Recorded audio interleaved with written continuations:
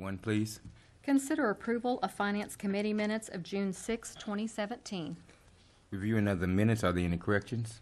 Move for additions? approval. Second. I have a motion and a second to approve the minutes. Any discussion? Roll call, please. Deputy Mayor James Gully. Yes. Janie Boydston. Yes. Patrick Kale. Yes. Wayne Johnson. Yes. Ivory Van. Yes. Derek Reed. Yes. Mayor Coburn. Yes. Item number 1 passed. Item number 2, please. Consider approval of claims for all city departments June 1, 2017 through June 14, 2017. Do we have a report from the purchasing committee? Yes, sir. The purchasing committee met earlier today and reviewed the report of claims with the treasurer, and I move for approval. Second. I have a motion and a second to approve the claims. Any discussion? Roll call, please. Deputy Mayor James Gully. Yes. Janie Boydston. Yes. Patrick Kale. Yes. Wayne Johnson. Yes. Ivory Van. Yes. Derek Reed. Yes. Mayor Coburn. Yes. Item number 2 passed. Item number 3, please. Receive report from Main Street Muskogee, formerly Downtown Muskogee, Inc., as to project status and progress towards achieving the public service objectives of the organization, as well as consider approval to renew the cooperative agreement for fiscal year 2017, 2018, or take other necessary action. Mr. Miller? Yes, John Newby, who's the board chair of Main Street Muskogee, is here to present. I would like to point out to the council that we have already approved in our budgeting process budget amount to fund the ongoing efforts of Main Street Muskogee and do recommend approval of the cooperative agreement. Mr. Newby has said he'll take about 10 minutes and update you on the progress and where they're headed next year. Thank you. Mr. Newby? All right, I appreciate the opportunity to present this. I'll try to make it real quick. There's 27 slides. We're not going to go through all of them, but I think you all should have packets that you can look at the numbers and stuff later on, just in the interest of time.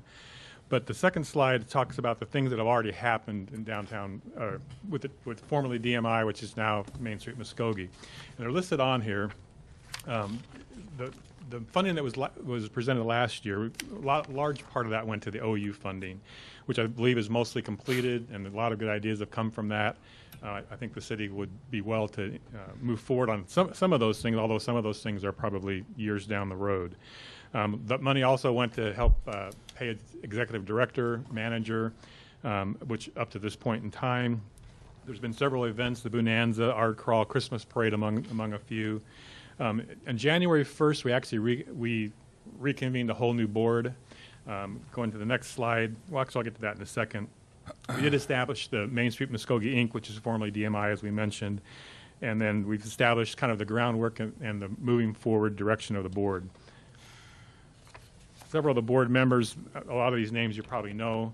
Our goal is to have a 21-member board. We're not quite there yet. But we want, in order to make progress, we've got to have an active board that's engaged in what they're doing, and I think we're off to a good start. We got a few board members positions to fill, and also we've just approved last month creating a junior Main Street association as well, working with the high schools and the colleges to get some of the millennials and younger group involved in Main Street and some of the things that we're doing. So that kind of lays, the groundwork of what we've done so far, but I think more importantly is what are we doing in the future. And I'll take about 60 seconds to talk about the philosophy of where we've arrived at, or how we arrived at where we want to go. And if you look at some of the retail patterns, I think what you're finding in our country today, a lot of people are focusing on bringing in more retail, but there is a difference in the type of retail that you bring in. And the first big part of that is baby boomers are retiring or have retired in many cases.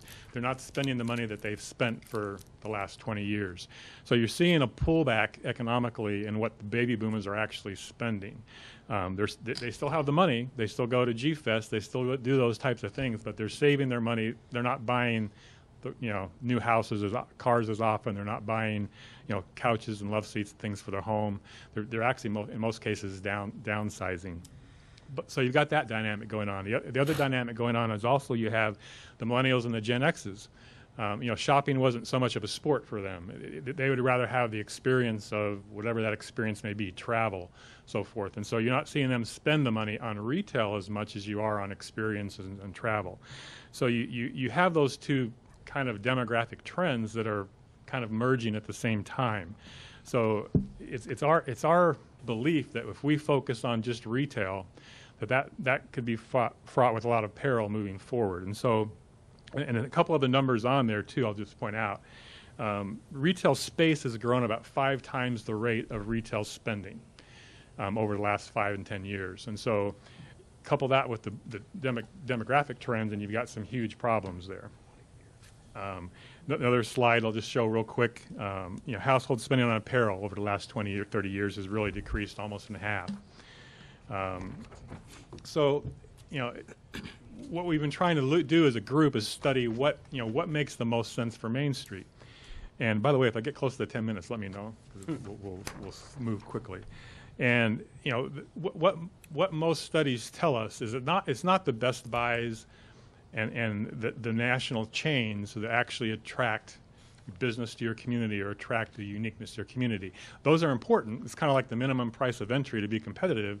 But what really attracts business is unique experiences, a unique shopping experience. So that's kind of what we're trying to build and create in downtown Muskogee. We're not really so much concerned about doing 1 million events. We're more concerned about creating an environment, the ambiance that people want to be down there, and the events just come to you because of what you have to offer down there. Quick quote, and I'll let you read it, but basically what he's saying is if you don't have a heart and soul in your community, if you don't have tourism, your community dies. Nothing really. We're going to skip a few slides here, like I said, and you've got most of this in your packet. Get to this one here. Several studies have shown also the value of a downtown, your downtown area. Increased property values, greater civic pride, improved health, greater talent retention. The list goes on. There's quite a few things that you actually grow and benefit from a vibrant heart and soul of your downtown. We're going to skip ahead on the myths. You've got those in there, but there is one myth I think that's kind of, let's see here. Focusing on sales tax revenue. While I think sales tax revenue is critical in Oklahoma, not all sales tax revenue is created equal. What you have, and I'll use the example, I'm just going to skip ahead here, is when you shop at a national chain, you certainly capture that sales tax. So if someone goes to Best Buy, if someone goes to all the national chains, you do get that. But what you don't get is the recurring sales tax that occurs from, example, a local retailer or a local business. And so by focusing on local businesses, you actually can quadruple the impact of your sales tax. Now that's over time. It's not necessarily all in day one. But that money will recirculate throughout your community 4 to 7 times. So, when you eat at a local eatery, that's 4 times. That's instead of a dime, that's 40 cents on the dollar, or on the $10 spend. And so, but that's something very important to take into consideration as you move forward, and as you, determine what makes sense for downtown. And so, we're not really courting change, which most downtowns don't. We skip ahead a little bit here. Like I said, a lot of this is in your packet there, but there is one set of numbers I want to point out. The money that you spend on infrastructure, on growth, on courting business and so forth, it's about 33% greater. And these are several studies have shown, and the studies do range between 30 and 40%. But the return on your money is about 3.2 versus 2.3 in other businesses. So when you build your downtown area, you can expect a greater return on your money than probably any other part of the community. And in Oklahoma specifically, we have about, for every dollar invested, it returns about $5 in sales tax revenue. So those are national studies. Actually, Oklahoma rated 3rd in the country. Now, granted, I think a lot of that determines on the sales tax structure in your state, which can contribute to that, obviously. So, like I said, we're moving very quickly here, but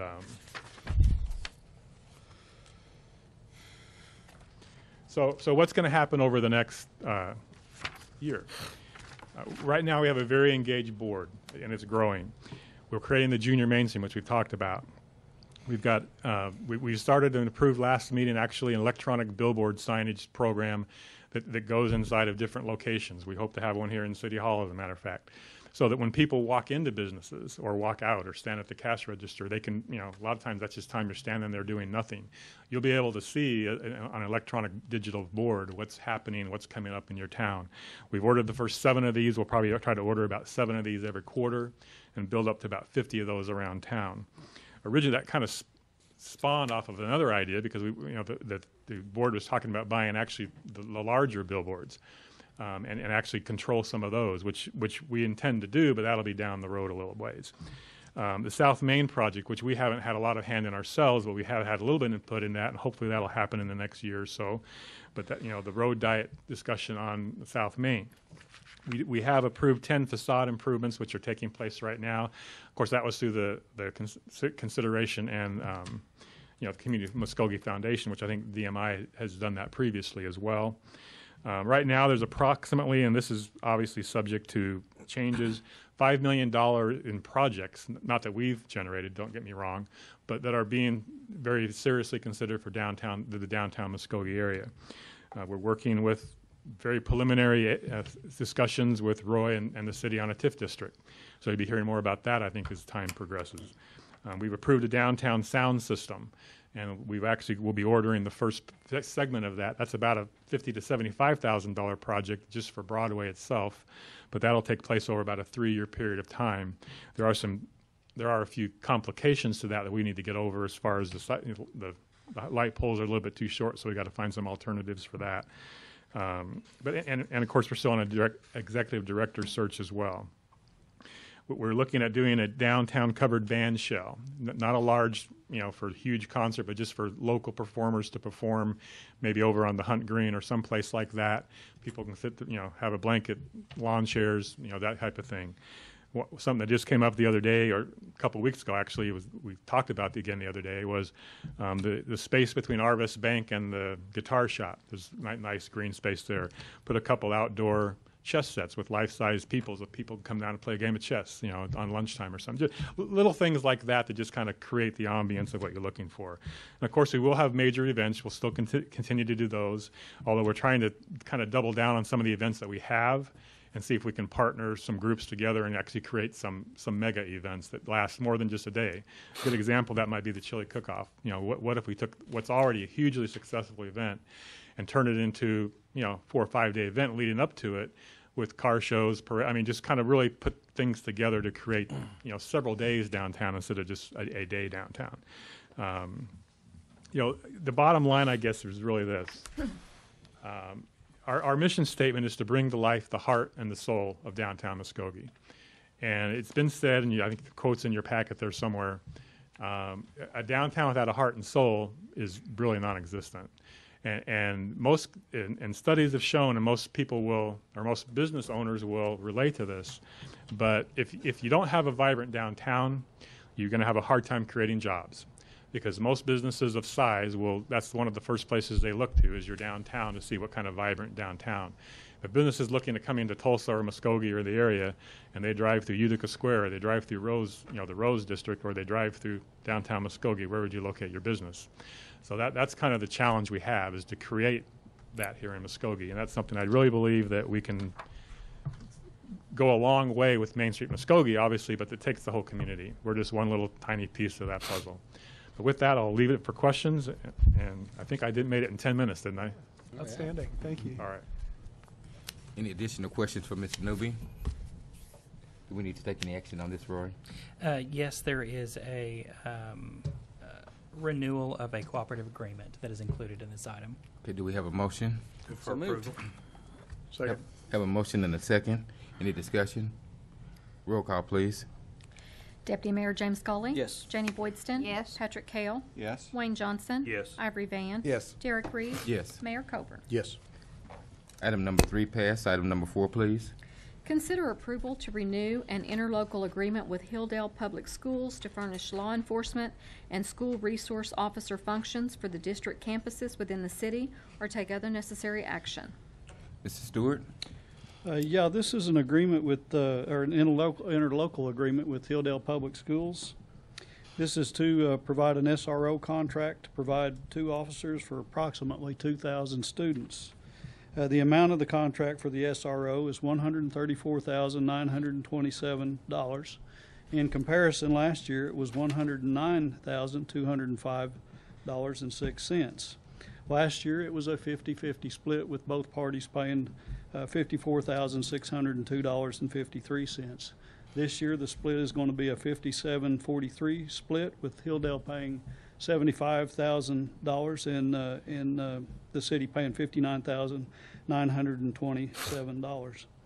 This term on this is July 1st through June 30th, and or until the last day of school. This will be biannually invoiced at $37,500.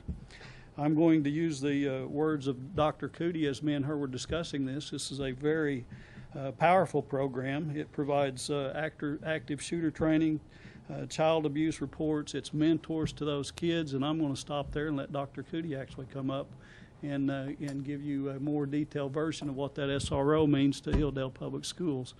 But we do recommend approval of this, and we'll answer any questions after Dr. Cootie's report. I've asked Mr. Stewart to give you some information. I've been here with you all before. I think you know how passionate that we feel about this. I hope that the city sees the advantages for you all as well. What it does give you is 2 officers that know 2,000 kids on your streets.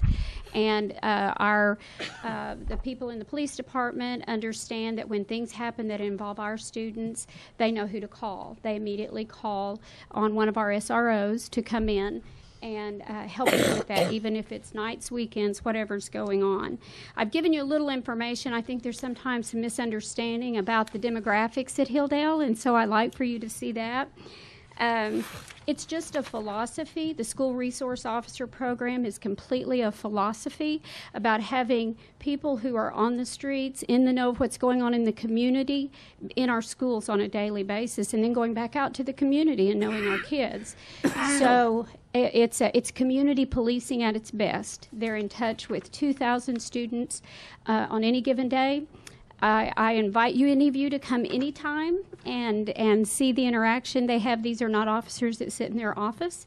They're out with kids. They're out doing educational programs with the students. They're out educating our staff, working with DHS when we have child abuse issues. They're just perpetually moving and working to do the things that they have to keep our kids safe.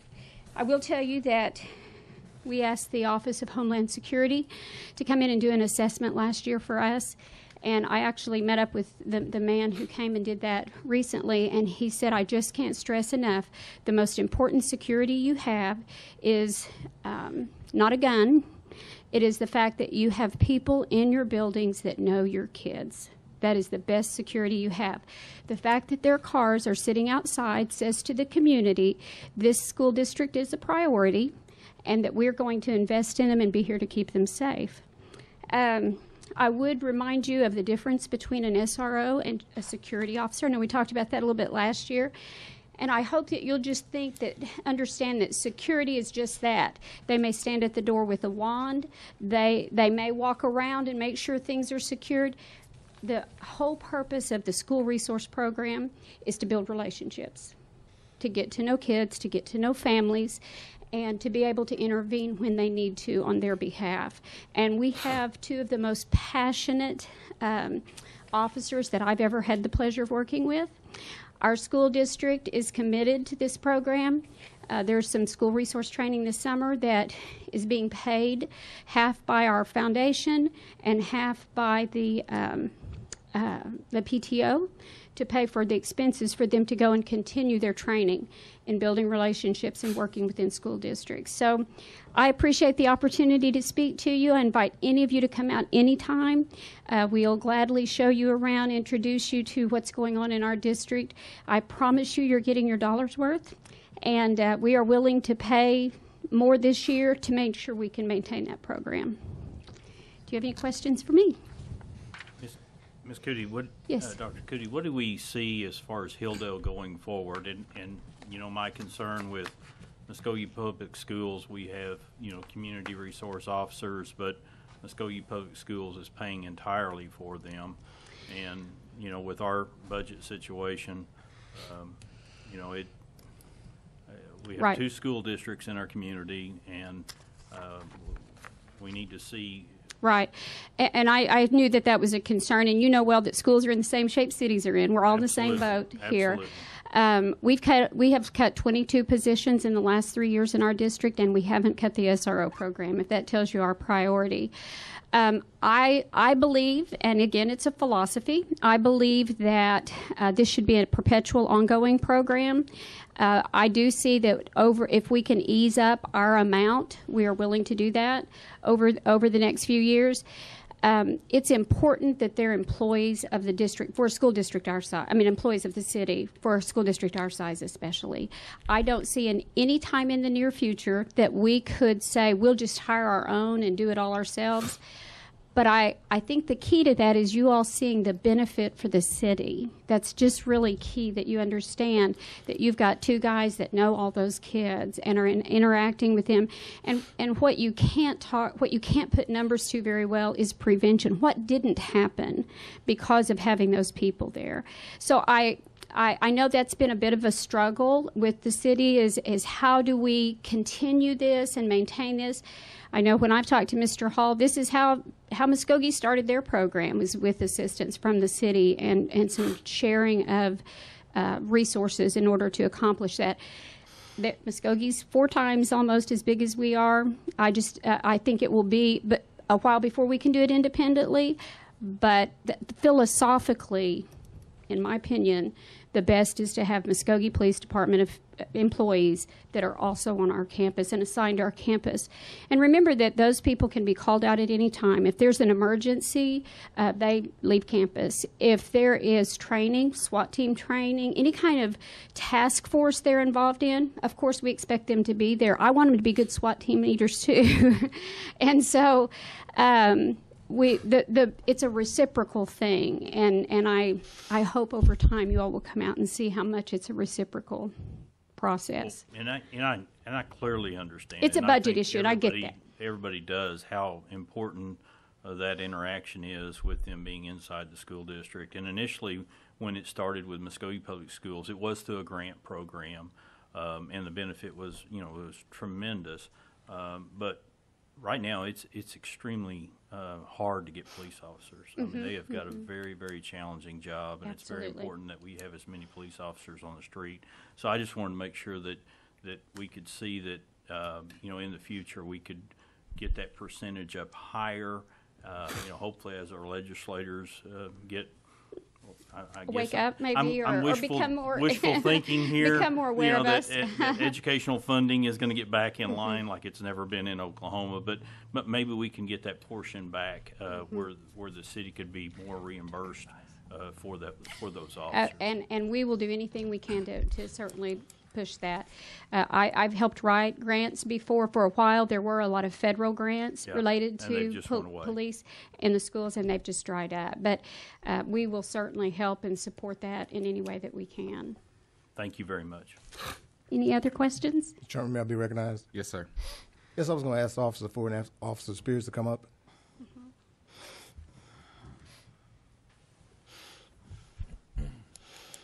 You stay there, Ms. Cooney. Well, last year at this time, I was really, I objected to this here, having 2 officers out there at Hilldale, and we had need officers on the streets. Heard? I really did. But I tell you what, I went out to Hilldale, and I learned one thing from it. Don't ever judge. You always go pay attention and go look and see how things are run before you make a vote, before you say yes or no. So I went out to Hilldale, and Officer Spears and Officer Ford, they took me around. And those kids, I tell you what, they really love those officers. They came up and gave them hugs. And, then they also went to the classrooms and showed me how, we went in the classrooms. And they, like I said, they're heroes. A lot of those kids out there might not even have a father figure. But those officers right there are their father figure. And the part I really, like I said last time, is, they can call them anytime because they trust them. And I think the city of Muskogee, this money is well spent for this project. And Ms. Cooney, you do a wonderful job in our community also. So you are to be commended. So with my vote, like I could say, these officers and you, I think you really do a real good job out there at Hilldale. So you will be getting a yes vote out of me. Thank you for that. Thank you very much for your service. Any other questions for Dr. Cootie? Move for approval. Second. We have a motion and a second. Any further discussion? Roll call, please. Deputy Mayor James Scully. Yes. Janie Boydston. Yes. Patrick Kale. Yes. Wayne Johnson. Yes. Ivory Van. Yes. Derek Reed. Yes. Mayor Coburn. Yes.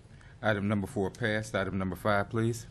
Receive a report from Muskogee County Public Transit Authority as to the financial condition, progress, and achievement of providing public transportation, as well as consider approval to renew the cooperative agreement for fiscal year 2018 or take other necessary action. Mr. Stewart? Yes, John Ford, the director, is here to give you the report, but I'll briefly tell you this also is to approve the renewal of the cooperative agreement. That is in the amount of $152,885, and this is approved in our current budget year. This is for a one-year cooperative agreement. Its term is July 1 through June 30th. It is set up so that we pay biannually $76,442. The purpose of this is to encourage and to promote public transportation. That is the purpose of the cooperative agreement. This board that governs this is set up by a 7-member board. It's 3 city appointees, 3 county appointees, and then 1 mutual appointee from the group. The city appointees are Darla Bennett, Toby Ledbetter, and Lisa Benjamin, and I will ask John Ford to come up and give you the presentation that is required as per this cooperative agreement. And staff does recommend approval of it, and again, this isn't a budgeted amount that has been approved. So, John, if you don't mind. And we did pass a handout out that you should already have in front of you. Good evening. I'd like to comment on our past fiscal year, which was pretty challenging. We had a number of issues with vehicles, and we have a facility that's funded by ODOT, and we were required to, not only our administrative facility, but we had another garage facility across the street that ODOT required us to get up to code, and we, out of our $350,000 carryover, we went in the hole in FY16 by $150,000 approximately. But the outlook is a lot brighter. I've given you an estimate of our year end of September 30th, and we expect a carryover this year. We've also got 2 city 20-passenger city buses that we will have, and they will be delivered around October 1st. We've got a 16-passenger van for the county, and we should have that by August 1st. On your first sheet, you can see that our ridership declined about 7.5% for the city, and that was due to the maintenance costs on these vehicles, and also our county ridership declined also because of we had to use smaller vans to transport the county residents, but we do have new vehicles coming in. But one thing I would like to point out to compensate this, if you go down to the wages, we reduced our salaries by about 5%. Well, that's more.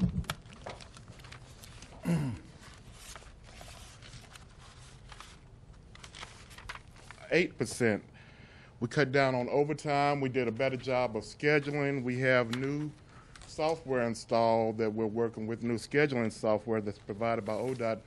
In the past, we used an independent program called Route Match software. Now we're using a software called Transit Assist that is compatible with ODOT.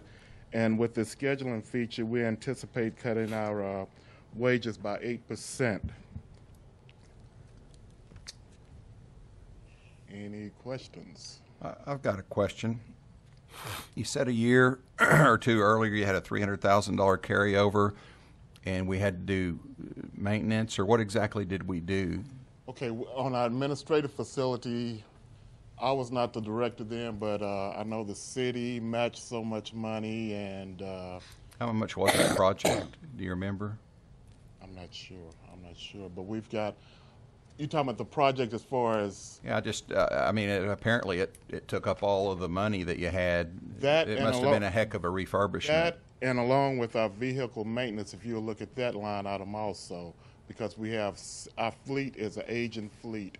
We'll get the 2 city buses and the 116 passenger van. Also, we've got a grant out now with DHS for 4 16 passenger vans.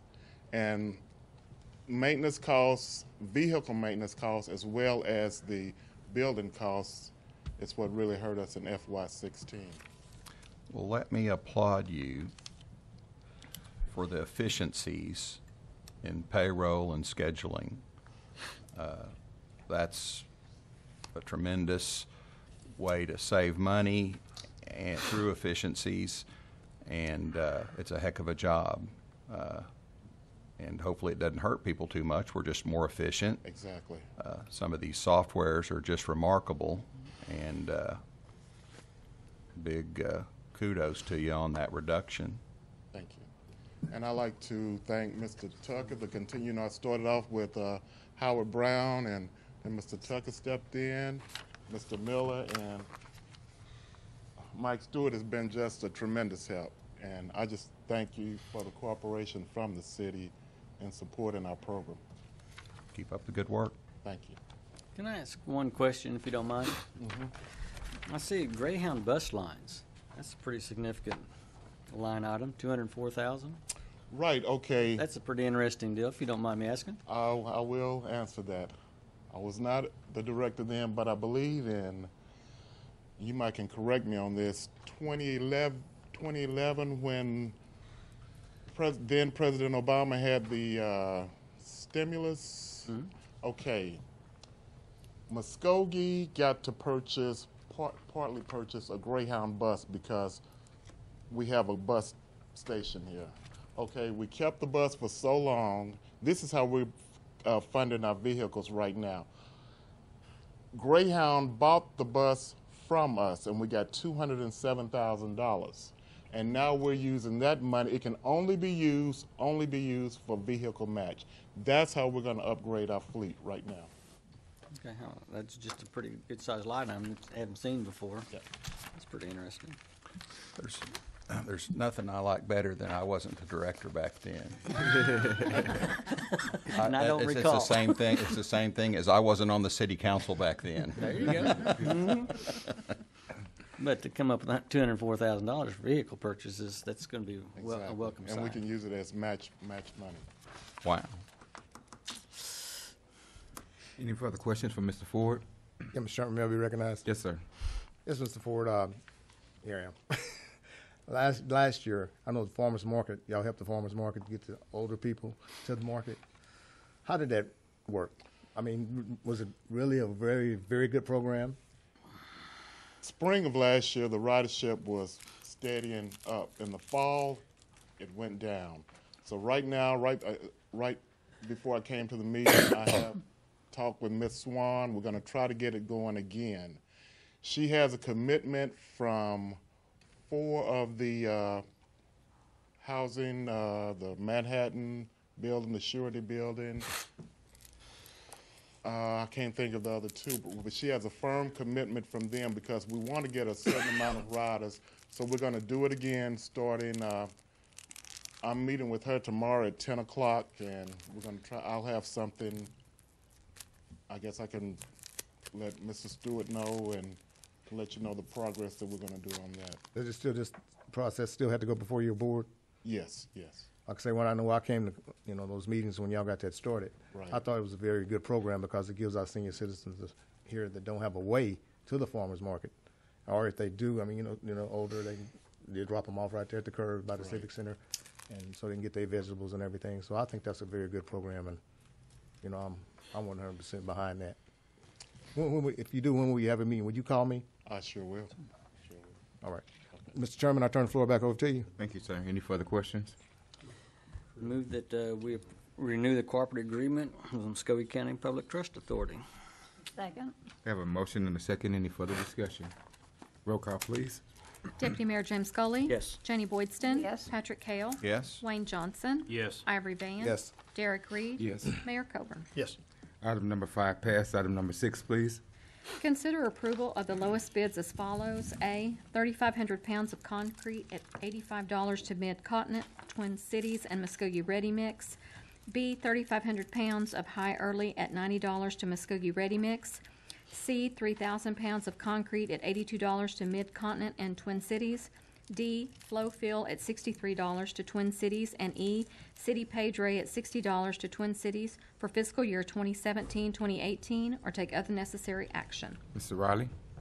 Yes, this is our annual bid for our concrete materials that we use for PublicWorks. Everything's in line with last year's prices, and we recommend approval. Move for approval. Second. Motion and a second. Any further discussion? Roll call, please. Deputy Mayor James Scully. Yes. Janie Boydston. Yes. Patrick Kale. Yes. Wayne Johnson. Yes. Ivory Van. Yes. Derek Reed. Yes. Mayor Coburn. Yes. Item number 6 passed. Item number 7. Consider approval of lowest bids for the following road material. Number 67 wash rock, 3-inch pit run, 12-inch pit run, and number 2 cover material to Kemp Quarries. Asphalt sand alternate number 1 and fill sand alternate number 2 to Muskogee Sand. Asphaltic concrete type B and C to Tulsa Asphalt. Hot cold patching material to Tulsa Asphalt. 1 1/2 inch aggregate base to APAC, or take other necessary action. Mr. Riley? Yes, and this is a yearly bid for our asphalt materials, and again, everything's in line with last year's prices. And we recommend approval. Move for approval. Second. Have a motion and a second. Any further discussion? Roll call, please.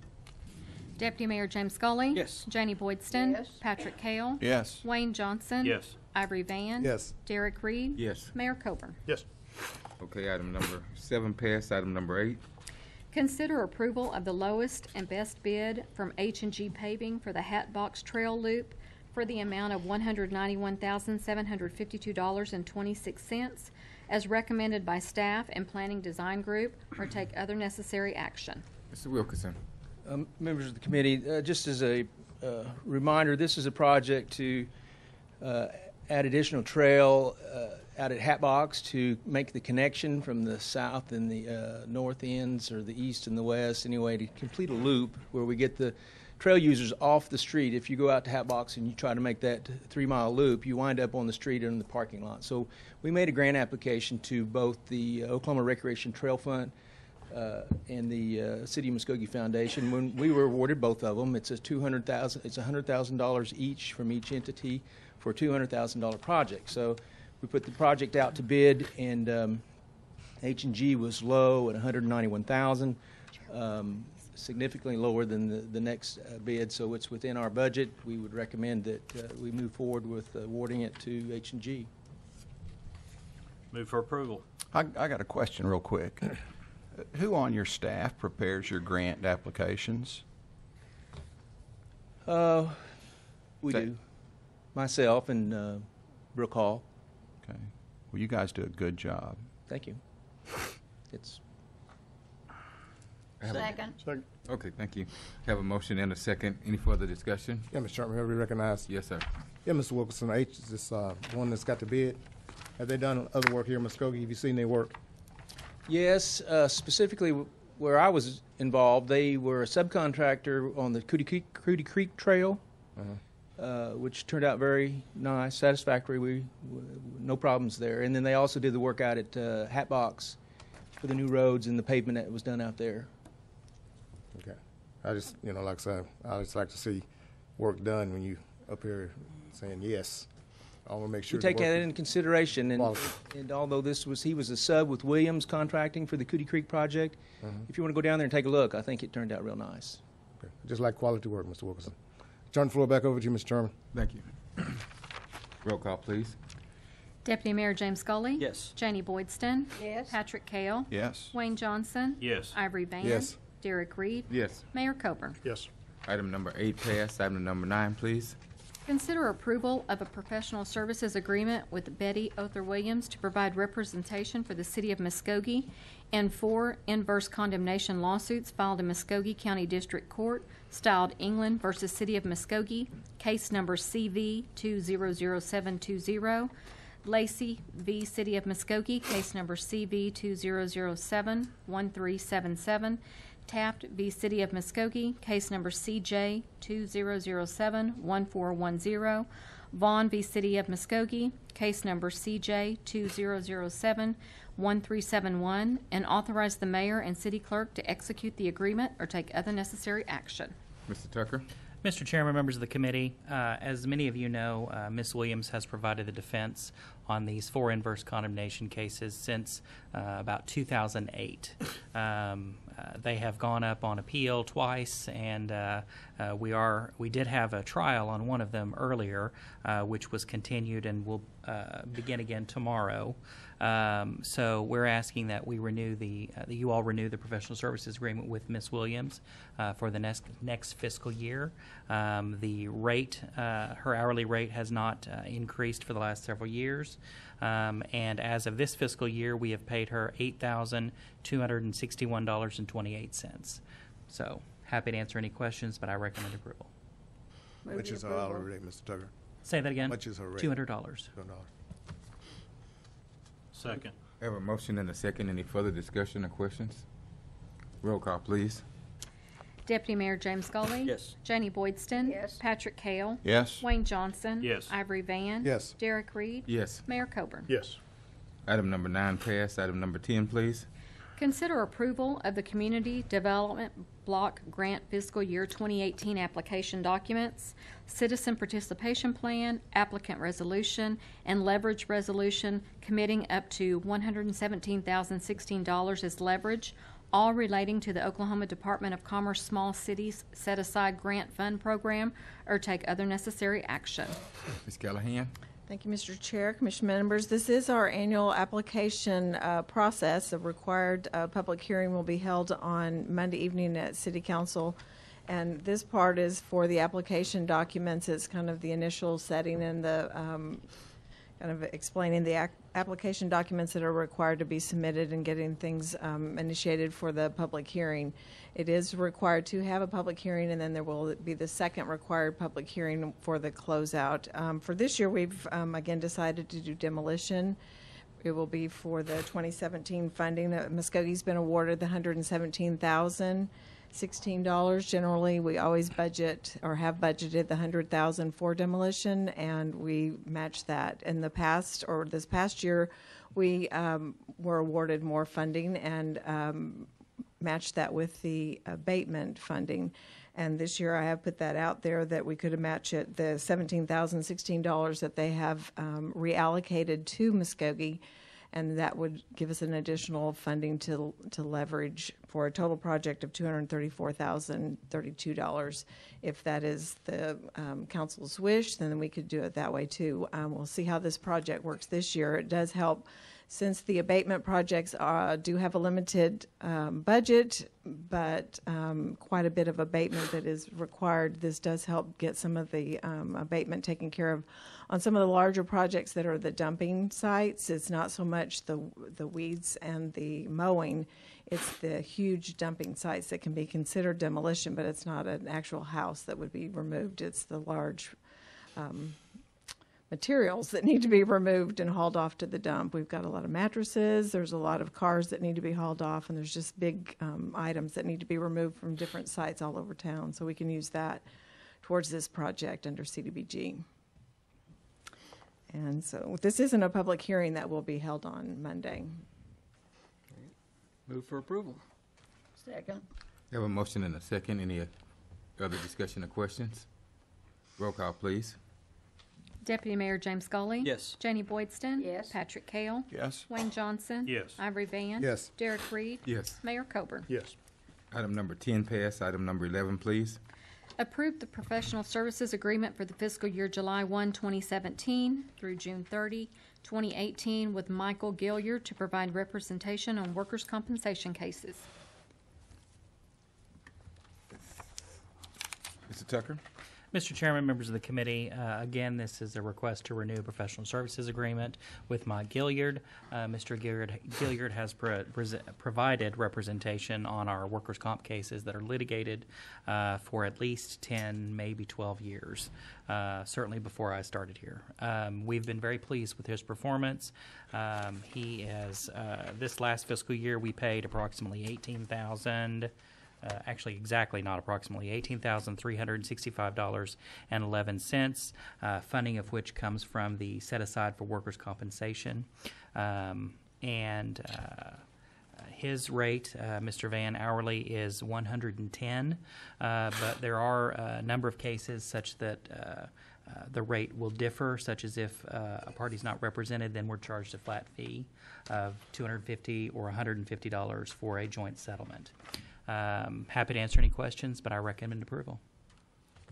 Move for approval. Second. We have a motion and a second. Any further discussion? Roll call, please.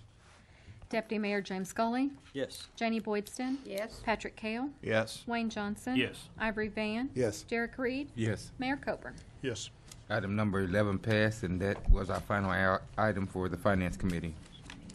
Very good. We'll now call to order the Public Works Committee meeting of June 20th, 2017. Item number 1. Consider approval of Public Works Committee minutes of June 6, 2017. Any additions or corrections? Move for approval. Second. A motion and a second. Any other discussion? Roll call.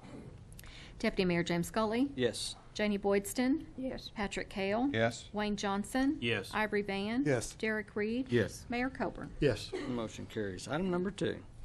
Hold a public hearing to consider approval of Ordinance 4022A, amending the Muskogee City Code of Ordinances, Chapter 90, Zoning, Article 16, Signs, Section 90-16-07, Commercial and Industrial District Sign Regulation, by amending Section 90-16-07A, Temporary Signs, providing for codification, repealer, severability, or take other necessary action. We're now in the public hearing. Mr. Garvin. Mr. Chairman, members of the committee, the City of Muskogee is requesting an amendment to Chapter 90 zoning regulations, more particularly to Section 90-16-70.A, which is temporary signs. The purpose or the reason for the amendment, if you'll remember correctly, a few months ago we had a request from City Council asking staff to go back, look at the regulations, see if there could be any amendments made to make the regulations more business friendly. In order to do that, as far as the review process, we started looking at our existing ordinances. We also looked at ordinances and regulations from other cities. We also held 2 public meetings. They were held on April the 13th and April the 17th, hosted by the Chamber of Commerce. At that meeting, we collected input, comments, answered questions. Now, to start with, I'm going to go over what is the existing regulations for temporary signs. Currently, you're allowed to have 2 temporary signs per business.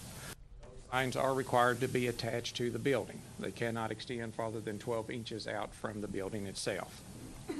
You're also allowed to have 1 flag or balloon that is attached to a parking lot light pole, but that is only within the highway commercial district, and it has to be zone C2 and C3. This was done several years ago. If you'll remember, this was kind of put together for the car lots, car dealerships. That is what we currently have existing under the temporary signs. This is what we're proposing, and this is in addition to what we already have, what I just went through. So again, this is in addition to. Temporary signs within the commercial zones, C1, C2, and C3. First of all, we are going to require a permit. It will be an annual permit, so it's good for 1 year, but it will have to be renewed on an annual basis. 1 additional sign will be allowed for every 50 foot of street frontage. There will be a minimum of 1 additional sign allowed per business. Some businesses may not have 50 foot. They'll still be allowed to have 1. There is a maximum of 4 temporary signs per business. So if a business had a 200-foot frontage, they would be allowed 4, but again, 4, it would be the max. If they had 500, they're still only allowed 4. Maximum area of the sign is 18 square feet per sign area, which is per side. The sign cannot sit any closer than 12 feet from the curb or located on private property. We went with the 12 feet from the curb simply because of enforcement issues. We did that with the political signs also. The right-of-way is very hard to determine, where it's at. Some places it may be 5 feet from the curb, some places it may be 30 feet from the curb. So we wanted a set distance that's easy for the business owners to know where they can put them, and for enforcement to go out and know what they're required to be. They can only be displayed during business hours, which means I'd have to take them up at the closing of every day. If the sign's damaged, abandoned, faded, whatever the condition, negative condition, it would have to be removed immediately.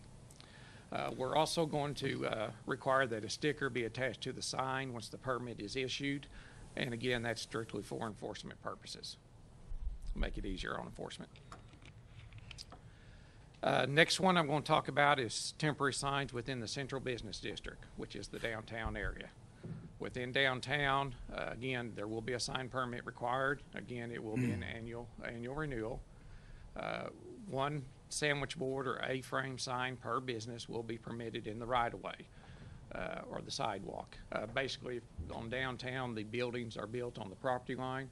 So if a sign is put up in front of the building, it's basically going to be on the sidewalk. The minimum area will be 8 square feet per sign area, which is per side. Maximum height of 4 feet. Sign cannot obstruct or interfere with pedestrian traffic, traffic signs, signals, or devices. And they can only be displayed during business hours. Again, they have to be put up every morning, take down every night. The sign cannot sit any closer than 2 feet from the curb, which we're requiring that you leave at least 5 foot of unencumbered or unobstructed area for pedestrian traffic. The sign shall include the name of the business or company. We are requiring liability insurance also, since the signs are located on the sidewalk where pedestrians are traveling. And again, we will require a sticker to be attached to the sign, and again, for enforcement purposes. And any sign that's in violation, code enforcement will have the authority to remove it immediately. As far as the staff recommendation, these recommendations are based upon several things. Number one, the input we got from council. Number two, the public hearings that we had, input from the citizens and business owners. The review of our existing ordinances, along with the review of ordinances from other cities. This went to Planning Commission yesterday. Planning Commission is a 7-member committee. We only had 4 members who were able to attend the meeting. On the vote, it ended up being a split vote, 2 in favor, 2 against. So therefore, it moves forward actually with a denial because of the circumstances. Be glad to answer any questions. I'd like to speak to that meeting if I could. I attended the meeting. From my perspective, staff has done a great job here with the input and the work they've put into this. They've cleaned up with the 12-foot setback. They've cleaned up any ambiguity on inspectors trying to do their job, code enforcement. And in addition, they've got this sticker program to where you've got to have a sticker issued for that sign, so it's real easy for a code enforcer to walk out and see what's done. I, for the life of me, think this is a great step in the right direction. From my perspective, we had a couple on the commission that were frustrated with the fact, and we hear it all the time, that code enforcement doesn't seem to be consistent all across the board, and you're just always going to hear that. Well, my response would be this plan is trying to make it easier to be more consistent across the board. So I just wanted to add, for the life of me, I don't know why we didn't have the support when it seems blatantly obvious that this is a much better program to help with the concerns that a couple on the planning commission had. Well, I would like to thank Gary and his department, Mike Miller, for the work that they've done on this. I was at one of the public meetings and have talked to a number of those numerous times after the public meetings about some of the and we're really talking about some of the flags or the attention getters, and how we're going to work through that. And if you look all over our community, they're there, and we're not doing anything about it. And it's random of how it's being enforced. So it was time that we have an ordinance that addresses it. And this is really for code enforcement, and this is for us moving forward as a community. This is really bringing our ordinances up to speed. Right now, advertising is constantly changing. Just like here recently, we had to bring our sign ordinance in place with LEDs. That didn't used to be a thing. Signs didn't have LEDs. Now they do, and now it is the number one way of advertising. Well, it's the same way with the flags. We're going to have to redo an ordinance again because there'll be a new advertising means. If you look at our car lots, none of them are in compliance right now. But if we went out and really done enforcement, we would really make some waves. This gives a way for for them to do something and be in compliance with this ordinance. So I think this is a great step in the right direction to have compliance. Now, we also, going back to Patrick, and a great way of saying it, that we do have an issue of where compliance is not consistent. And at our retreat, that was one of our objectives, and we are going to address that. And I appreciate the manager taking on as a goal that we're going to rectify some of those problems. And it will always be a concern that we're not addressing it equally. But with limited enforcement abilities, it's always going to be, you're looking at me, but you're not looking over there. That's always going to be an issue in our town, in our community that size. But I think this is a great step in the right direction of moving forward in our community, and yet allowing some advertisement. Now, from addressing it from the downtown area, we've got some shops that are moving into the Broadway area that there really is no provision to really get your name out there. And I love the idea of the signs that can occur now, and will not be obtrusive, but the little A-frames that can occur. So this ordinance really does give some uniqueness to our downtown area, and allows businesses there to do some things. So I think this addresses every aspect of our community, and it addresses it in the right manner. So I really appreciate your work, Gary. I know this didn't come quickly. Nothing that happens professionally and is thorough does, and appreciate your help. Mr. Rutlinger, you signed up to speak to this issue since we're still in the public hearing. I think you know the routine, but we need your name and address for the record, and you'll have 5 minutes. Teresa Rutlinger, 2500 Shelby Court.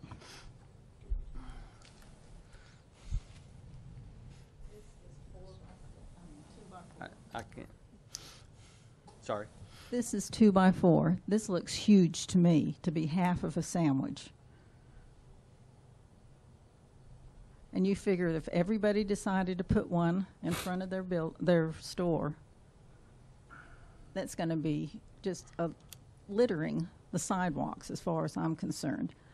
Yes, sandwich boards are possibly needed, especially some of these people at Shadowhood Mall that are in the basements and stuff that, nobody really knows they're there. But maybe we can cut the size down a little bit. This is just god-awful big to me.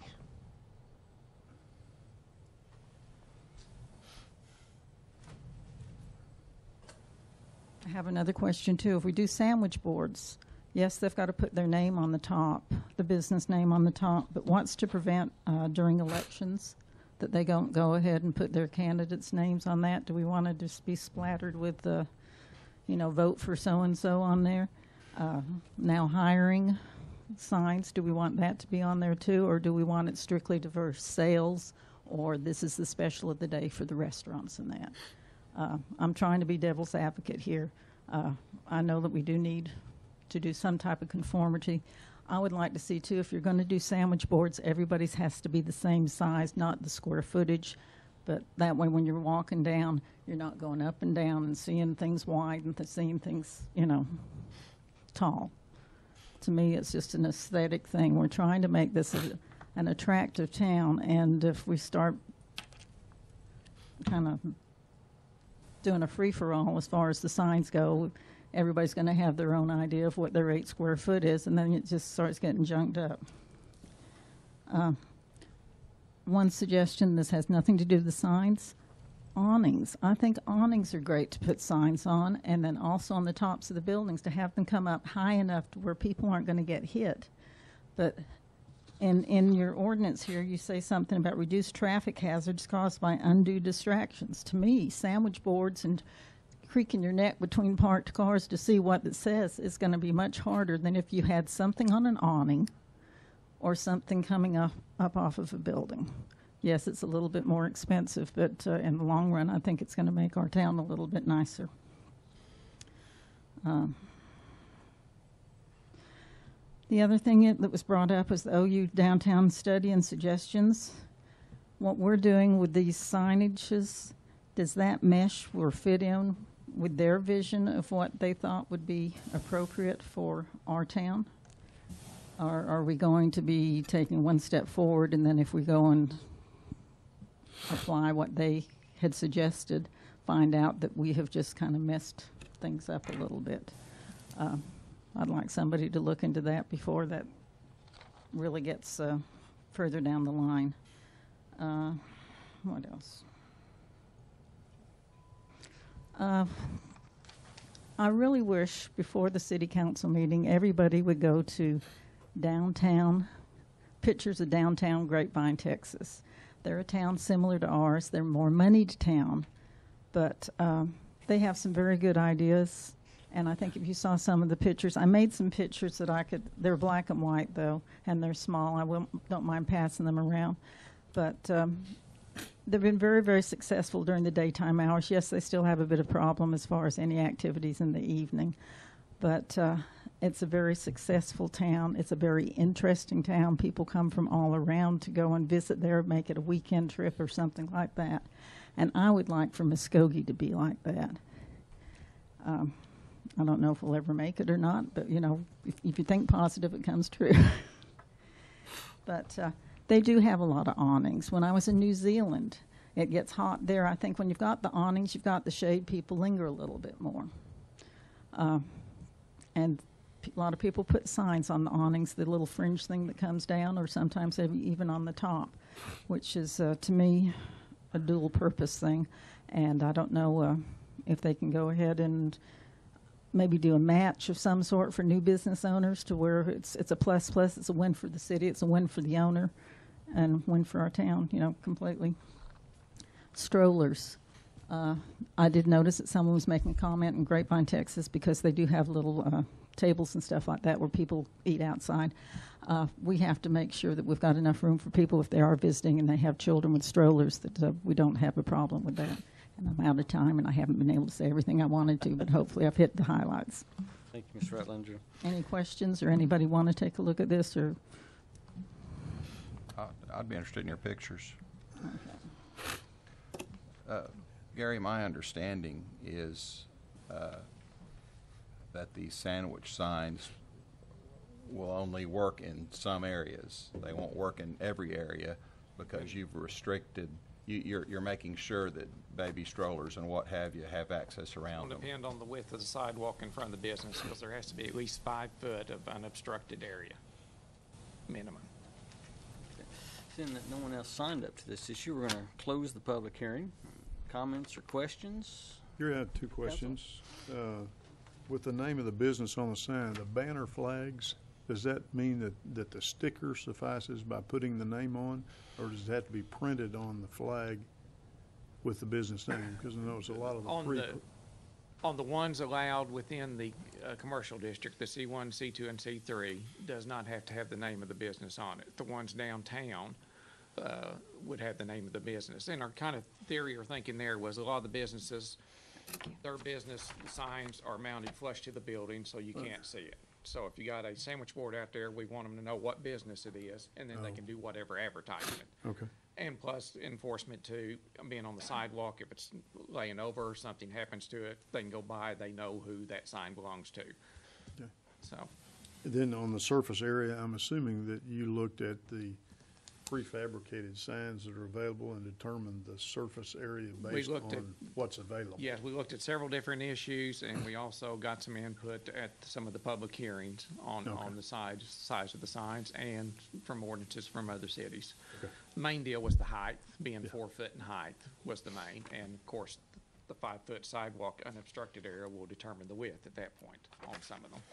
All righty. Thank you, sir. So, Mr. Garvin, I'm just going to ask you, Ms. Rutlinger brought a couple of points. Is for campaign signs and non-hiring, was that brought up in any of the committee meetings? Or? It was not brought up, but any political signs are exempt. Political signs can go up just about anywhere as long as you follow that regulation, which they are 12 feet from the curb. So if it's downtown, unless their sidewalk's wider than 12 feet, they couldn't do it. If it's wider than 12 feet, they can do it just like anybody else could. They can do that now. Currently, they can do that now. They can currently do that now. Okay. And there is a restriction on the time period. I can't. Yeah.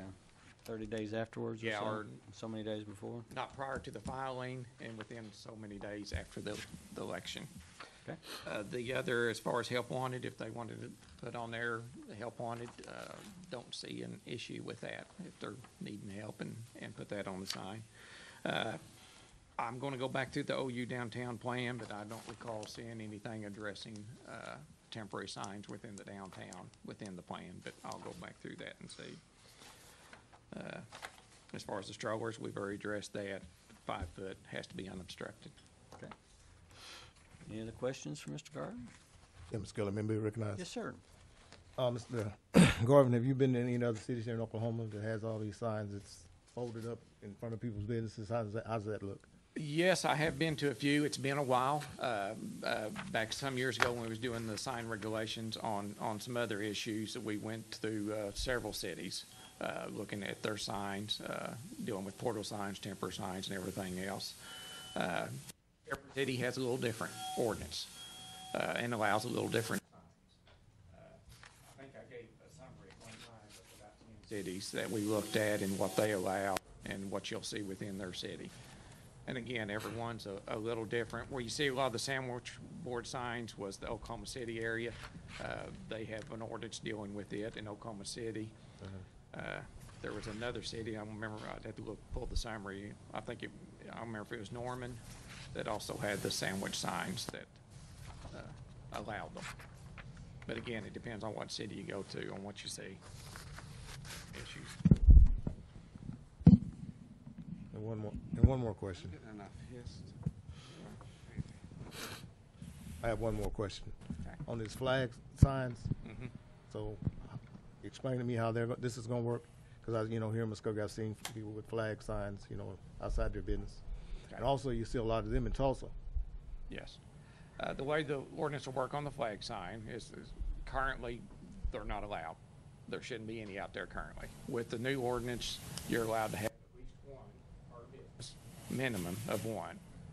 You're allowed up to 4 total, but to have 4, you'd have to have at least 200-foot frontage. Every 50 foot of frontage you have will allow you to have one more with a maximum of 4. They have to be at least 12 feet from the curb. Now, we put in there 12 feet from the curb or on private property. Some places, the property will again go right up to the curb, or I say right up to the curb, usually 5-6 feet from the curb. And a lot of times, people's parking lot are paved basically right up to the edge of the property line.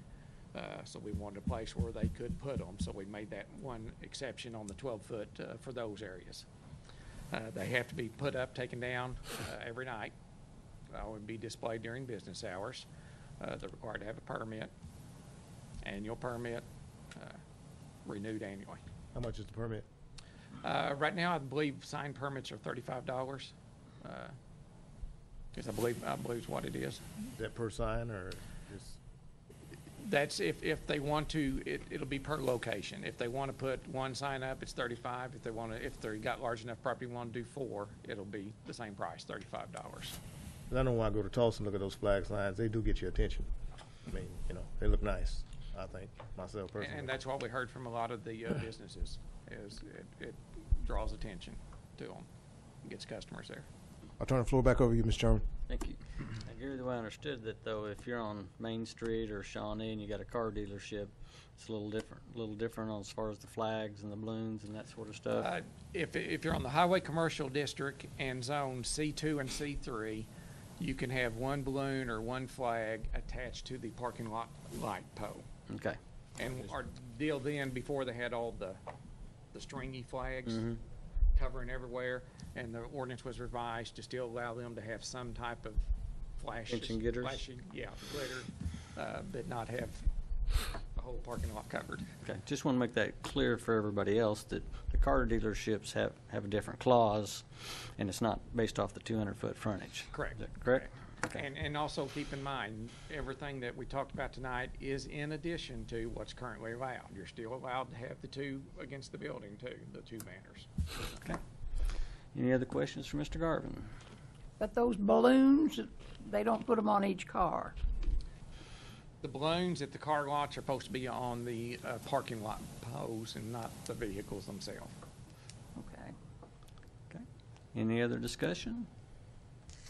I'll entertain a motion. Move for approval. Second. Got a motion and a second. Any other questions or discussion? Roll call. Deputy Mayor James Scully. Yes. Janie Boydston. Yes. Patrick Kale. Yes. Wayne Johnson. Yes. Ivory Van. Yes. Derek Reed. Yes. Mayor Coburn. Yes. The motion carries. Item number 3. Consider approval to accept the bid from Citywide Property Maintenance LLC in the amount of .0065 per square foot to mow lots, trash debris removal at $30 per cubic yard, boarding of structures per 4-foot by 8-foot sheets at $14, and the spraying of weeds at no charge, or take other necessary action. Chief Eskridge. Mr. Chairman, we would recommend that we go with Citywide Property Maintenance. This is the company that we've used in the past. This is for weeds, grass, trash pickup, normal trash issues, and we've been very satisfied with them. It is the lowest bid and the best bid, and I have Lieutenant Kevin Hammonds with me if you have any questions about the bid itself, but we recommend approval of this bid. Thanks, Chief. Move for approval. Second. Have a motion and a second. Any discussion? Yeah, Mr. Gully, may I be recognized? Yes, sir. I do recognize you. I'm just used to saying that. Yes, sir. Well, I like the idea of going around spraying the weeds, because Martin Luther King is a very good example of, you go down there now and you see the weeds coming up through the concrete. Plus, like I say, people that own the lots, that live out of town, here in town, that don't keep them up. When people, the city has to go out and cut them, that will help. Now, on the drainage ditches and stuff, Mr. Miller, is that included also in this, the drainage ditches? Our drainage districts, we have a separate contract for those that's paid out of a different fund, but we have those contracted as well. With the same company? Oh, okay. No, those have already come through council. Okay. I'll get those to you. Okay. Like I say, I'm glad you got that spraying in there. That's a good thing. Environmental control handles a lot of the stuff that you're talking about, drainage ditches and things like that. Okay. All right. Thank you. Okay. Turn the floor back over to you, Mr. Chairman. Thank you. I have a motion and a second. Is that right, Tamara? Yes. Motion and a second. Any other thoughts, questions? Roll call. Deputy Mayor James Scully. Yes. Janie Boydston. Yes. Patrick Kale. Yes. Wayne Johnson. Yes. Ivory Van. Yes. Derek Reed. Yes. Mayor Coburn. And the motion carries. Yeah, we still have a quorum. Item number 4. Consider approval of the name change for the municipal airport from Davis Field to Muskogee Davis Regional as approved by the airport board, or take other necessary action. Drew, the floor is yours. Good evening, Mayor and committee. I attended the Oklahoma Aeronautics Commission a the Oklahoma Airport Operators Association annual conference about a month ago, and the name tag that I received said Davis Field Airport on it. And as I was going around, many of the vendors and the Oklahoma aviation business owners who attended the event, I shook hands with them. They said, "Where in the world is Davis Field Airport?" Because my name tag didn't say City of Muskogee or Muskogee Davis Field Airport, as many people refer to it. The fact is, outside the city of Muskogee, many people don't know where Davis Field Airport is. And one of the most important aspects of an airport's name is to tie it to a geographical location, be it the name of the city or the name of an important figure who was from that area. Also, the word field in aviation terms used to be a very common word, a synonym for airport. These days, it's used to describe very small, very rural airports, usually grass strips or dirt strips with no aviation services available. The word field does not, in the 21st century, relay to the overflying corporate pilot, hey, we've got Jet A available, we've got aircraft services available, we can cater to your flight crew. Many people don't know, unless you're a regular airport user or somebody who comes out and visits the airport, that we are a regional business airport in the state of Oklahoma. That's our classification under the Oklahoma Aeronautics Commission. We're not considered just a municipal airport. That is due to the number of aircraft operations that we cater to, the number of based aircraft we have, and the type of business we have at the field. We should be proud of the fact that we're a regional business airport, because not all of the small airports in the state are. Davis Field was originally named Muskogee Army Airfield in 1943 when the airfield was first built. And then at the end of World War II, it was renamed Davis Field in honor of Jack Davis, who was a soldier killed in action in World War II. He was actually the son of the mayor and a pilot. Airport staff proposes that in order to keep up with changes in 21st century aviation and to improve marketing of the airport, we'd like to rename it Muskogee Davis Regional Airport. This name will help us better market the airport to the aviation community. Everybody that myself and others have spoken to, airport tenants, members of the Oklahoma Aeronautics Commission, members of the airport board, they are all supportive of the name change. And I recommend approval. There will be some costs involved in this. We have the Davis Field sign at the highway at the intersection of Davis Field Road and Highway 64. We have the name on the water tower, and we also have the name on the front of the terminal building. Airport staff is currently researching ways that we can make those changes as fiscally responsibly as possible and as budget allows. We're currently obtaining quotes, and we think we can do it within the couple $1,000 range. It will be well worth it in the long run. And I recommend approval of the name change. Do you all have any questions? Drew, I have one. The recommended action says approve the name changes Davis Field and Muskogee Davis Regional. Yes. Now, are you wanting to add the airport to that? Let me explain that to you. Yes, absolutely. So the way our current airport name is Davis Field, but you see it in all the aviation literature as Davis Field Airport. The reason for that is because the Federal Aviation Administration adds the word airport to the end of whatever name you give them. So if we gave them Muskogee Regional Airport, they would then name it Muskogee Regional Airport Okay. in I all of their literature. So we need to name it Muskogee Davis Regional, and then on all the pilot publications, et cetera, it will be named Muskogee Davis Regional Airport. Okay, I just was a little confused when I saw Yes, that. As it is a bit But confusing. that brings up a good point. Why don't we name it Muskogee Davis Regional Airport? Different. Be a name. Huh? And then I they'll move the go. approval. Well, we're currently Davis Field Airport, and Field Airport are they're synonyms for one another. So that's kind of what we have right now. All right. I look forward to your next name badge. All right. Have a motion? Second. I got a motion and a second. Any other comments or questions? Roll call. Deputy Mayor James Scully. Yes. Janie Boydston. Yes. Patrick Kale. Yes. Wayne Johnson. Yes. Ivory Van. Yes. Derek Reed. Yes. Mayor Coburn. Yes.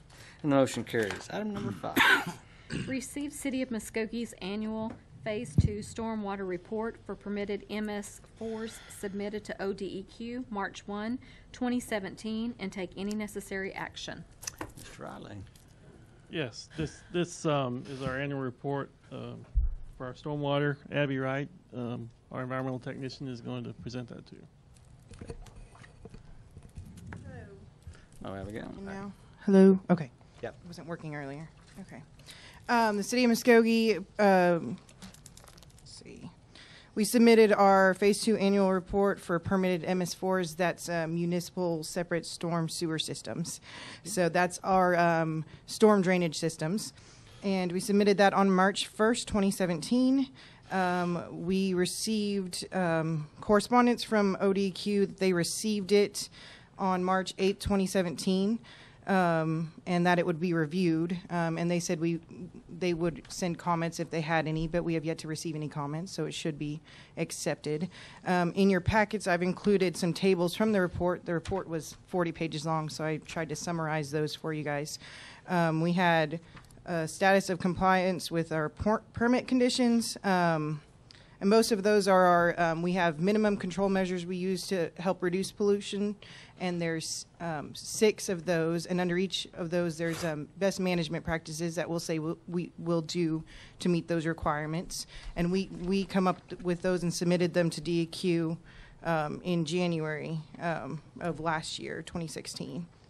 So I've also included some of the, Table 4 has program activity data. This includes data of everything that we've done that relates to our permit. A lot of the cleanup programs that we do, the Azalea cleanup event, our household pollution collection events, all of those are best management practices. So all of those get counted towards our permit, and the data's included in that Table 4. And then I've also included a table, DEQ request that we for the permit request that we put in there, what we're going to do for the next permit year. So I've included in Table 5 some of the different things that we do per permit year, such as the household pollutant event, the cleanup events, our public education participation, so all of the different programs. So Abigail, any questions? Abigail, I know we painted quite a few stormwaters. Yes. Is that part of the? Yes, it's a part of the public participation part of it. Yeah. Because that looks pretty awesome down And there. education, because it educates people not to dump anything in our storm drains, and then we got the public involved in painting the storm drain art. Thank you. So. Any other questions or comments? It's nice to put a face with a voice. Oh, thank you. Yes, it is nice to meet you, Patrick. I've talked to you on the phone. We corresponded to get the storm drain art to clean the concrete for it. So. Yeah, Abby does a little radio voice as well on the Muskogee cleanup, Azalea cleanup. Mm-hmm. And Good. does a fine job of that. Thank you. Keep up the good work. All right, thank you. No action needed on this one, Mr. Tucker? No action needed. All right. Item number 6. Thank you, Abby. Consider approval of Resolution 2699 declaring one parcel of property, more particularly described in the resolution, as surplus to the needs of the city, and authorize the conveyance of said property or take other necessary action. Mr. Garvin. Just got one property. It's located at 320 South 21st Street. We received one bid. The bid was an amount of $363. It was from Harvey Edwards, who is the abutting property owner. With that said, I'd recommend approval of the resolution authorizing the surplus and the conveyance of the building. Mr. Edwards, glad to answer any questions. Thank you. Move for approval. Second. Have a motion and a second. Any comments? Roll call. Deputy Mayor James Scully. Yes. Janie Boydston. Yes. Patrick Kale. Yes. Wayne Johnson. Yes. Ivory Van. Yes. Derek Reed. Yes. Mayor Copeland. Yes. Motion carries. We have one citizen wishing to speak before this committee. Mr. Johnson, I made Yes. sure I didn't forget you. 1505, Wayne Johnson, 1505 North 16th Street. Last Public Works meeting, or on the agenda, I had put on Highway 69, how we needed to clean it up, and I really failed to mention all of our citizens that are doing a great job of actually keeping their grounds up right now. You know, right now we're all fighting grass and mowing right now. We've been blessed with a lot of water and a lot of sunshine, and we're really growing. But there are a lot of people on Highway 69 that are doing a great job of sometimes keeping their grounds up. And as I was on my way to, to the G-Fest and the great time that we had out there this weekend, I noticed Brahms. And I think you need to praise publicly. And when I drove by Brahms, and I go by there quite a bit when you just drive by, but they really do set the standard for what we want to see taking place on 69 Highway. When you got all the curbs, that are edged, great looking grounds, and if we could have that all down 69 Highway, what a different look we would have on 69 Highway. But I appreciate all the businesses in our community that do a great job of making Muskogee look good, and all our residents that do a great job of making our community look good all the time. So. I can speak to a personal testimony of the interior of Brahms. And I inspect it frequently. Well, I wasn't going to go there, but my body speaks for that. All right. Ms. Johnson, were you through on your side of it? Yes, sir. Seeing no one else wish to speak before this committee, we are adjourned. We will now convene the special call city council meeting. Roll call, please. Mayor Bob Coburn. Here. Deputy Mayor James Scully. Here. Dan Hall. Marlon Coleman. Janie Boydston. Here. Wayne Johnson. Here. Patrick Kale. Here. Ivory Van. Here. Derek Reed. Here. And we have item 1, A and B, please. Consider an executive session to discuss and take possible action on the following. A, pursuant to Section 307C10, Title 25 Oklahoma statutes, consider convening an executive session for the purpose of conferring on matters pertaining to economic development in the northeast quadrant of the city, and if necessary, take appropriate action in open session. B, pursuant to Section 307C10, Title 25 Oklahoma statutes, consider convening an executive session for the purpose of conferring on matters pertaining to economic development projects specific to the creation of a proposal to entice business prospects to the downtown corridor, and if necessary, take appropriate action in open session. I'll entertain a motion regarding executive session. So moved. Second. Got a motion and a second, and we have one person that has signed up to speak to one of these items, and so after we vote on executive session, we'll hear from that person. Roll call. Deputy Mayor James Scully. Yes. Janie Boydston. Yes. Patrick Kale. Yes. Wayne Johnson. Yes. Ivory Van. Yes. Derek Reed. Yes. Mayor Coburn. Yes. Bill Johnson, you had signed up to speak to an item on an executive session. That Canadian sun and air has grown your beard out. Yeah, I've gone rogue when I went to Mr. Mayor, Deputy Mayor, ladies and gentlemen of the council. I want to start by saying I know the purpose of that clock now. And give us the address as well, Bill, your personal I address. live at 3403 Toll Place here in Muskogee. And I am here to speak and request your approval of the project that we have discussed for the redevelopment of Kurtz Mall into a modern extreme value zone. The mall is in financial trouble and at serious risk. The owner has suffered unexpected losses over the last year.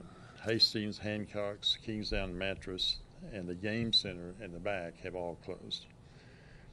The tornado that hit Kurtz Mall in July of last year caused the loss of the carpet store.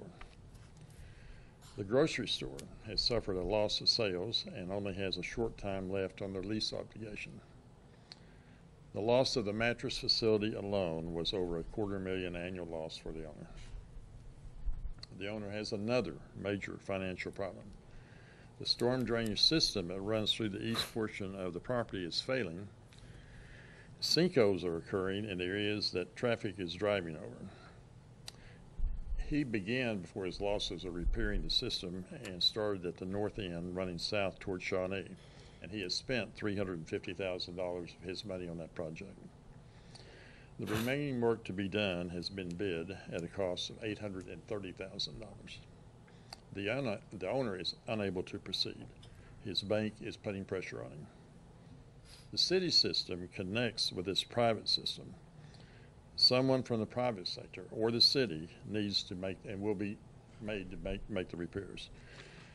The current owner can't obtain the $830,000 required, and the city has said that they do not have the funds. With your approval, I will make the repairs. With your approval of my request. I am requesting $200,000 from the unused economic development funds that the city has from the current fiscal year, which is to expire soon. I think that's half of the current funds available. I will use those funds and take the remaining $630,000 from my loan proceeds to replace this failing system. Those funds will not be needed until the closing of the loan and award of the tax credits, and that will be a few months. So if I do not get that through, the city will not have any expense. I am also asking the city to reimburse me 12.5 cents from each dollar of new sales tax collected from the businesses I will open in those empty buildings. That will be limited to the amount and time that we've agreed to. My business plan shows an annual new sales tax collection for the city of $1 million, and to increase as I continue to develop the property and businesses. This is a $10 million total investment that I'm involved in that will deliver an estimated 100 new jobs with good pay and good benefits. Your approval of my request will allow the current owner to take proceeds from the sale and resurface the south front parking lot and the south facial of the buildings at a cost to himself of $500,000. Together, he, I, and the city can bring Kurtz Mall back to an attractive, dynamic hub for the east sector of Muskogee's key economic zone. The funds of my request are necessary for the project to proceed. The project will be funded with a USDA guaranteed loan. It provides an 80% guarantee to the banks for a loan of $5 million or less. This project is above that amount. The economic development funds and sales tax reimbursements of my request will be pledged as collateral to bridge the gap with additional third-party funds. I'm approaching this as my legacy work. Muskogee has been good to me and my family. God has been good to me. This business plan has gained high approval from all parties involved, including the government. It is the best business plan I've ever looked at. I expect it to expand and multiply. I have additional plans to bring help to Muskogee, and my goals align with neighbors helping neighbors and the bridges over poverty. With the funds that was brought in today, I think the city will have funds to address many of the requests that was brought before it on the finance agenda. It is important to move forward because after we get this approval, the tax lawyers and the banking have to be brought on board, and that's going to take several months, and these funds have to be allocated this year or we're going to lose them. Thank you for your support. Thank you. We will now consider ourselves in executive session. If you would excuse us if you were not a part of that executive session, please. We'll now reconvene from executive session. Roll call, please. Mayor Bob Coburn. Here. Deputy Mayor James Scully. Here. Dan Hall. Marlon Coleman. Janie Boydston. Here. Wayne Johnson. Here. Patrick Hale. Here. Ivory Van. Here. Derek Reed. Here. Items 1A and B. Pursuant to Section 307 C10, Title 25, Oklahoma statutes, the City Council did convene an executive session to discuss matters pertaining to a proposed project in the northeast quadrant of the city. Based upon the current discourse of the council, I believe Councilor Kale has a prepared motion for this item. Yes, I'd like to make a motion to direct the manager to put this item on Monday night's agenda to allow for additional discussion. Second. Got a motion and a second. Is there comment or discussion? Roll call. Deputy Mayor James Scully. Yes. Janie Boydston. Yes. Patrick Kale. Yes. Wayne Johnson. Yes. Ivory Van. Yes. Derek Reed. Yes. Mayor Coburn. Yes. Motion carries. Item 1B, pursuant to Section 307C10, Title 25 Oklahoma Statutes, the council did convene an executive session to discuss plans to create a proposal to entice prospective development in the downtown corridor. After engaging in deliberation relating to that topic and addressing funding incentive needs for the same, no action is necessary at this time. Mayor? That completes our agenda for today's meeting. Thank you for joining us.